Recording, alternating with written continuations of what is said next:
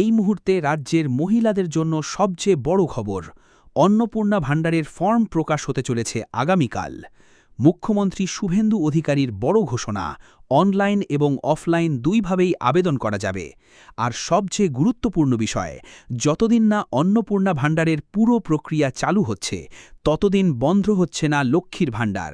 অর্থাৎ বর্তমান উপভোক্তাদের টাকা আপাতত চালু থাকবে বলেই ইঙ্গিত মিলেছে।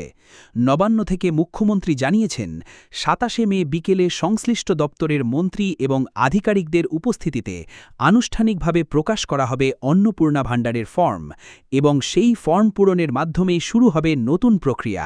মুখ্যমন্ত্রীর বক্তব্য অনুযায়ী যত দ্রুত এনরোলমেন্ট হবে, তত দ্রুত ৩,০০০ টাকা ট্রান্সফার শুরু হবে।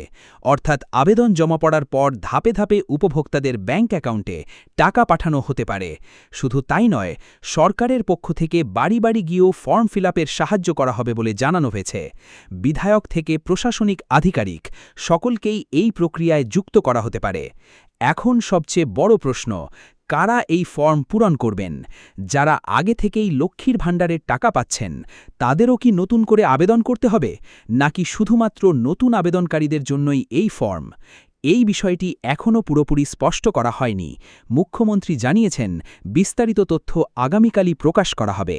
তবে সাধারণ মানুষের মধ্যে এখন থেকেই বাড়ছে কৌতূহল, কারণ মাসে ৩,০০০ টাকার এই বড় প্রকল্প ঘিরে রাজ্য জুড়ে শুরু হয়েছে ব্যাপক আলোচনা। সব মিলিয়ে আগামীকাল ২৭শে মের ঘোষণার দিকেই তাকিয়ে রয়েছেন লক্ষ লক্ষ মহিলা, কারণ সেই ঘোষণাতেই পরিষ্কার হয়ে যাবে কিভাবে আবেদন হবে, কারা পাবেন, আর কবে থেকে অ্যাকাউন্টে ঢুকতে শুরু করবে ৩,০০০ টাকা।